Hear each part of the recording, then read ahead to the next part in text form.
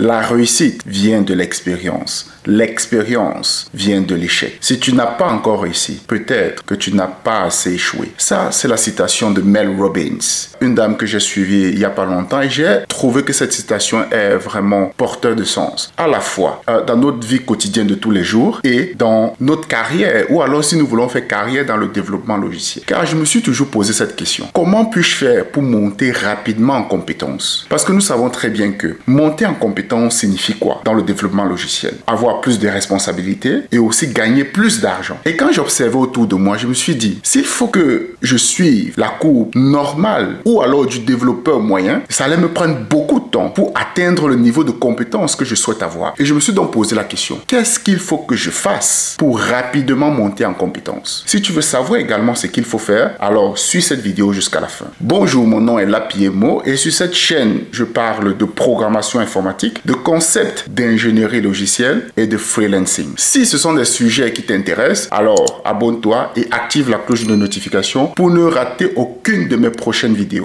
Allez, let's go! Comment monter en compétence? Je pense que tout développeur logiciel qui débute se pose cette question. Comment puis-je faire pour monter en compétence? S'il faut placer les choses tout simplement, la personne la plus compétente, c'est celle en fait qui a rencontré le plus de difficultés et qui a trouvé des moyens pour le résoudre. Point final. La compétence, c'est quoi? C'est parce que nous avons fait face à un certain nombre de difficultés et nous avons trouvé des solutions à ces difficultés. Et maintenant, comment, en tant que développeur, pouvons-nous faire pour monter rapidement en compétence? Et j'ai trouvé que la chose, ou alors l'unique chose que nous devons faire, c'est de travailler sur des projets concrets et réels. Parce que c'est en travaillant sur des projets que nous allons faire face à des difficultés. Et quand je parle ici de projets, ce ne sont pas des projets simplistes, parfois des projets, on va dire, scolaires. C'est-à-dire qu'on peut observer notre environnement ou peut-être faire quelques recherches sur Internet, se dire, ok, il y a telle problématique. Prends la décision d'analyser cette problématique et d'écrire un programme du début jusqu'à la fin. Et en essayant de faire cela, on va buter sur des difficultés. Et c'est par exemple ce que j'ai fait personnellement quand je travaillais pour ma première boîte en tant que développeur logiciel. Justement, je me suis rendu compte de cela, que s'il faut vraiment que je monte en compétence rapidement, je ne peux pas juste me concentrer, je ne peux pas juste me focaliser sur mon boulot. J'ai besoin de faire quelque chose d'autre. Et c'est comme ça que je me suis lancé dans un projet. Je suis même allé rencontrer des clients potentiels intéressés par ce projet. Bon, c'est vrai qu'à la fin, finalement, ça n'a pas été mis en production, mais je pense que ça a été une très belle expérience pour me permettre de monter en compétence parce que je discutais avec ces clients-là. J'essayais justement d'implémenter les problématiques dont ils soulevaient. Donc, ça paraissait un projet vraiment concret et réel. Et on bute sur des problématiques. On bute sur des problèmes. Et c'est parce qu'on bute sur des problèmes que nous allons essayer de trouver des solutions. Et par conséquent, nous allons monter en compétences. Je fais également des séances de coaching pour des développeurs qui ont des problèmes avec leur logiciel ou qui ont besoin d'être formés sur certains aspects en programmation. Donc, je travaillais récemment avec un développeur et il me disait, voilà, parce que je recommandais de développer vraiment une application de A à Z et de la déployer sur des plateformes comme sur des plateformes cloud, sous des fournisseurs cloud comme AWS, Azure ou bien Google Cloud. Cet étudiant-là m'a donc dit, ok, il essaie de développer son application sur Azure et il rencontrait des difficultés. Je lui ai dit, mais justement, c'est très bien. C'est parce que tu vas rencontrer toutes ces difficultés, par exemple pour déployer ton application sur Azure ou alors pour essayer de construire ton application, c'est ces difficultés-là qui vont te pousser à aller faire des recherches pour les résoudre et qui te permettront à la fin de monter en compétence. Il faut bien juste retenir que la personne la plus compétente, c'est généralement la personne qui a buté sur énormément de difficultés et qui a trouvé des solutions pour résoudre ces difficultés-là. C'est tout. Et un autre point que je pense important de garder à l'esprit si nous voulons monter en compétence dans l'industrie du logiciel, c'est d'apprendre à apprendre. Parce qu'aujourd'hui, je pense que dans peu importe le domaine aujourd'hui en fait,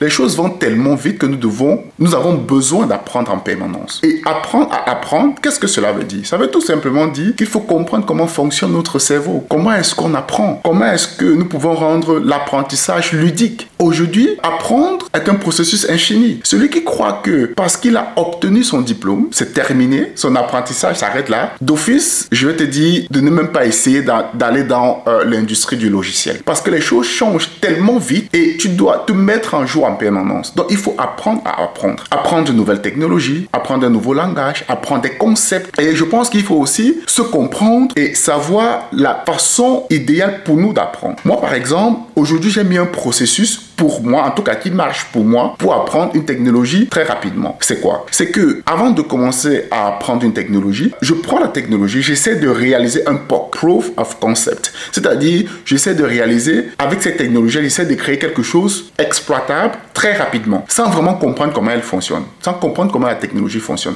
Et une fois que je l'ai fait, généralement, en essayant de le faire, on bute déjà sur des problèmes. Mais une fois que je l'ai fait, je n'ai pas très bien compris les mécanismes qui font, ou les concepts de cette technologie-là. Mais une fois que ça fonctionne, ça veut dire que j'ai pu saisir quand même un certain nombre de choses. Et maintenant, ce que j'ai fait, c'est je retourne à la documentation de cette technologie-là pour essayer de comprendre son fonctionnement. C'est-à-dire qu'en premier lieu, je n'essaye pas de me focaliser sur la théorie. Je passe d'abord à la pratique et quand j'ai quelque chose d'exploitable ou qui fonctionne, maintenant, j'essaie d'aller lire la théorie. Moi, personnellement, c'est quelque chose qui m'aide énormément à apprendre rapidement. Et aussi, la compréhension des concepts. Pour moi, c'est quelque chose qui m'aide à monter rapidement ou alors à saisir rapidement le pourquoi d'une technologie. La compréhension des concepts, les concepts fondamentaux, les concepts basiques. Donc, je pense que apprendre à apprendre, c'est quelque chose de super important. Aujourd'hui, c'est un processus infini. Il ne s'arrête jamais. Nous devons apprendre à apprendre si nous voulons monter rapidement en compétences. Et aussi, ça demande du temps. Tout ceci peut nous permettre à croître ou alors à développer nos compétences rapidement, mais ça demande du temps. Et il y a pas mal de recherches qui ont été faites et il y a un auteur dont j'ignore le nom qui parlait du fait que ceux qui maîtrisaient leur domaine ont généralement passé 10 000 heures à pratiquer dans leur domaine. 10 000 heures. Donc, c'est-à-dire que parfois, pour monter vraiment ou alors devenir un expert dans un domaine, il va falloir y passer du temps dans ce domaine. Ça paraît tout à fait logique. En fait, ça rejoint tout simplement ce que je disais précédemment. C'est que nous avons besoin du temps pour faire face à différents cas de figure par rapport à ce qu'on utilise comme technologie ou alors par rapport à ce qu'on fait, nous allons rencontrer des difficultés. Et parce que nous allons rencontrer des difficultés, nous allons passer du temps en fait pour essayer de résoudre cette problématique-là. Et c'est du temps passé. Monter en compétence, ça reprend un peu tous ces éléments-là pour moi. En plus du fait d'apprendre à apprendre, en plus du fait de travailler sur énormément de projets, de buter sur des difficultés et d'essayer de les résoudre, tout ça prend du temps. Donc ça nous demandera aussi quelque part du temps pour accroître nos compétences. Je vais terminer cette vidéo avec un petit exemple que je trouve assez parlant en fait. Je pense que c'est tellement significatif parce que ce qui arrive souvent, c'est que des gens, quand ils nous soumettent un problème, on le trouve la solution peut-être rapidement. La personne va se dire, mais tu n'as pris... Et quand tu vas facturer un certain montant à cette personne, la personne va dire, mais écoute, tu n'as pris que 5 minutes pour résoudre le problème. Comment est-ce qu'en 5 minutes, tu peux me facturer ce montant? Mais je pense qu'il y a une très belle histoire qui se raconte ainsi. C'est qu'il y a une fois, un plombier ou un chauffagiste est arrivé. Donc, il y avait un monsieur qui avait un problème avec sa chaudière. Ça fait quelque temps, la chaudière ne fonctionne pas. Le propriétaire l'explique ce qui ne va pas. Le monsieur regarde, il touche, il regarde un peu partout au niveau de la chaudière et il prend son marteau et il va cogner à un endroit bien spécifique et la chaudière se met à remarcher. Et à la fin, il fait sa facture, monsieur, ça va vous coûter 1 000 €. Le propriétaire dit, mais voyons monsieur, vous n'avez mis que quelques minutes. Pour quelques minutes, vous me facturez 1 000 €. Et le technicien lui a rétorqué, oui, pour le coup de marteau, ça m'a coûté quelques secondes, c'est quelques secondes. Ça, je vous facture 1 €. Mais par contre, le temps que j'ai pris pour me former afin de comprendre où il faut frapper le marteau, c'est ça qui coûte 999 €. Merci d'avoir regardé cette vidéo et surtout, abonne-toi si ce n'est pas déjà fait. Rendez-vous à la prochaine vidéo. Moi, c'est Lapimo. Bye bye.